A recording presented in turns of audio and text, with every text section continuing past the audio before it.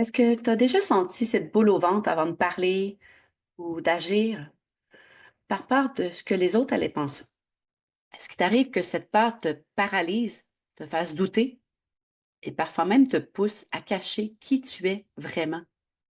Même souvent, si je pense à qui j'étais avant. Mais aujourd'hui, je peux te dire quelque chose. La peur du jugement est un obstacle que tu peux dépasser. Je l'ai fait parce qu'au fond, cette peur n'a rien à voir avec les autres, mais tout à voir avec toi et ta façon de voir les autres. Ça t'intrigue?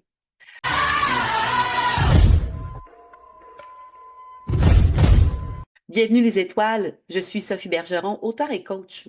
Et ma mission est de t'aider à te reconnecter à ton moi authentique et à briller pleinement dans ta vie. Si tu veux te libérer des peurs qui te freinent et retrouver ton spotlight, abonne-toi à la chaîne et télécharge ton guide gratuit Comment redevenir la star de ta vie.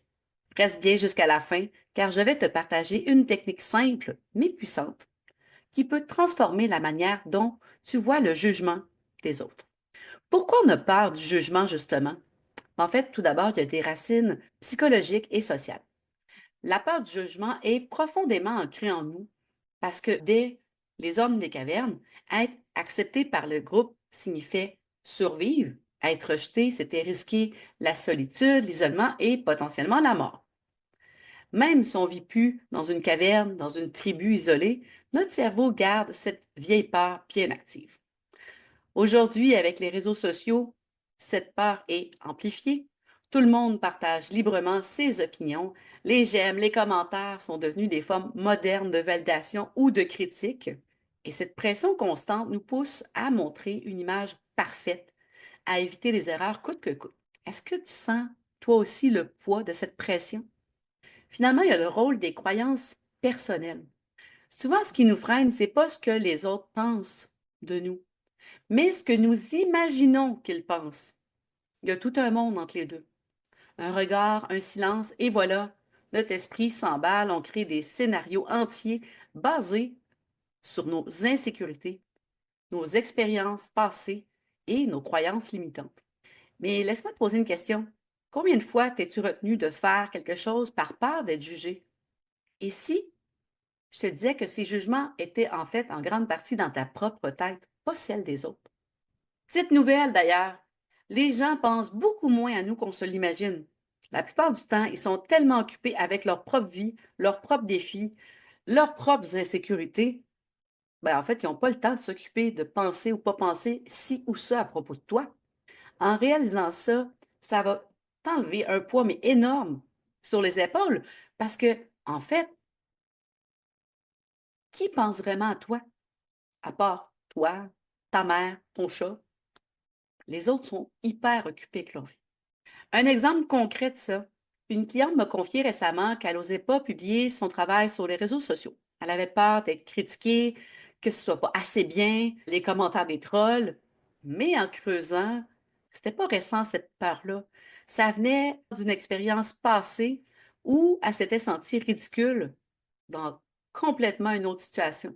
C'était pas ce qui se passait maintenant qui la bloquait, mais vraiment une expérience du passé qui ravivait avec cette peur-là. Moi aussi, j'ai connu cette peur. Quand j'ai publié mon livre, Parce que tu es une femme merveilleuse, je me demandais, et si ça ne plaît pas, et si on me critique, et si je fais un flop. Mais tu sais quoi? J'ai appris que ma lumière, ma valeur, ne dépend pas de l'opinion des autres. Elle dépend de ma vérité. Que ceux qui m'aiment me suivent et les autres, ciao! Ces peurs-là, bien qu'ancrées et anciennes, qui peuvent être super loin, ils ne sont pas invincibles. Toi, par exemple, tu peux l'être. Je vais te montrer comment elles se manifestent dans ton quotidien, puis comment on va faire pour les aménuiser et t'en libérer. En fait, pourquoi le jugement des autres est moins important qu'on le pense? D'abord, il y a différentes formes de la part du jugement. Donc, dans nos actions, on peut refuser de faire une action parce que justement, on a peur de l'opinion des autres, puis ça nous paralyse, ça nous empêche d'être totalement nous-mêmes. Dans nos paroles, on peut éviter de dire ce qu'on pense pour pas déranger, pour pas paraître différent, pour éviter de froisser quelqu'un. Et aussi dans nos choix de vie. On peut choisir de faire des choix de vie commun pour suivre le chemin plutôt de faire ce qui vous passionne vraiment, simplement pour éviter d'être critiqué. En fait, tout réside dans le piège de la validation externe. On a tous ce besoin humain d'être accepté par les gens de façon générale. Mais quand ça devient le moteur principal de nos décisions, on s'éloigne de notre vérité. La validation externe devient alors une chaîne plutôt qu'un tremplin.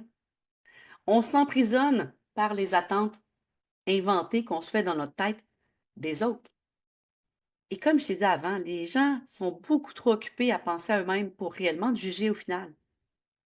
Et ceux qui te jugent, qui prennent le temps de te juger, ben, ils parlent beaucoup plus souvent d'eux que de toi en te jugeant.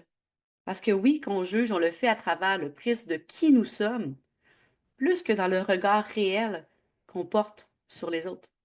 C'est une espèce d'effet miroir. J'ai accompagné quelqu'un qui est auteur, mais à l'époque où on a commencé l'accompagnement, il était loin de l'être, parce que justement, il s'était tout le temps fait dire que c'était pas une vraie carrière, que qu'il n'allait pas y arriver, qu'il y avait juste certains élus qui devenaient auteurs. Pendant des années, cette personne a mis ses rêves de côté pour vivre une vie conventionnelle, métro, boulot, dodo, au prix de sa paix d'esprit et de son bien-être. Finalement, un jour, au cours de l'accompagnement, elle a passé à l'action, elle a commencé à publier ses livres, elle a commencé aussi surtout à s'épanouir. Je ne peux pas la nommer ici, mais aujourd'hui, elle vit uniquement de son écriture, de sa plume, et très bien d'ailleurs, grâce à l'accomplissement de ses rêves. Mais ça n'a pas été facile. Je vous donne un petit truc de perspective rapide, très simple à retenir, 5, 5, 5. Est-ce que cette critique ou ce jugement comptera pour toi dans 5 jours, dans 5 mois, dans 5 ans? Souvent alors, on va réaliser que l'importance qu'on donne à un jugement est démesurée par rapport à son impact réel.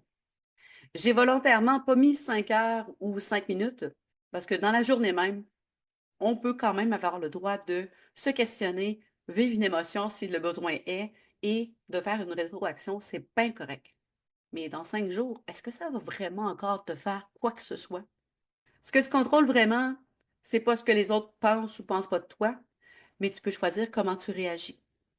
La clé, c'est juste de recentrer ton énergie sur toi-même. Et voilà, on passe à ce que je t'ai promis en introduction, soit une technique simple et puissante pour transformer ta perception du jugement. Cette technique-là, je l'appelle le projecteur inversé. Donc, imagine-toi dans une salle de théâtre lorsqu'une lumière est projetée sur scène, où est l'attention? Évidemment, sur qui est le spotlight? Mais la twist, c'est que les gens imaginent tous que c'est eux qui sont sur scène. Chacun utilise la scène mentalement avec son propre spotlight.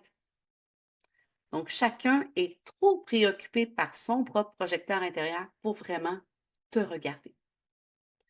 Donc, comment appliquer ça? Visualise le projecteur des autres.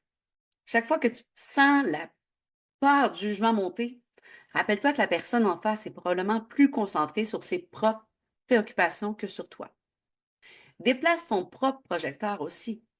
Au lieu de braquer ton énergie sur les autres et sur qu'est-ce qu'ils vont penser, qu'est-ce qu'ils vont dire, remets-le sur toi pour éclairer ce qui compte vraiment pour toi dans cette situation-là et pourquoi tu fais cette chose. Qu'est-ce que je veux exprimer? Qu'est-ce que je veux faire qui fait du sens ici pour moi maintenant? Cette technique, elle doit être simple, mais elle fonctionne parce que on peut se libérer de la pression de performer pour les autres et elle te recentre sur ce que toi tu veux vivre et partager. On va arrêter ça, l'illusion que tout le monde te regarde. C'est pas vrai. Imagine ce projecteur inversé, ça peut alléger ton esprit et te permettre d'agir avec plus de confiance. Si la peur du jugement était comme une ombre, plus tu lui tournes le dos, bien évidemment, plus elle va te suivre. Mais dès que tu te retournes et que tu oses lui faire face, elle est pas mal plus petite que ce que tu pensais. Tu es assez. Tu as toujours été assez. Si cette vidéo t'a parlé ou qu'elle t'a fait réagir, n'oublie pas de liker, t'abonner ou la partager avec quelqu'un qui pourrait en avoir besoin aujourd'hui. Dis-moi en commentaire Quel jugement as-tu décidé de laisser derrière toi aujourd'hui? Merci d'avoir été là, les étoiles, encore une fois. Et souviens-toi, ta lumière compte, elle est unique, comme toi. Bye!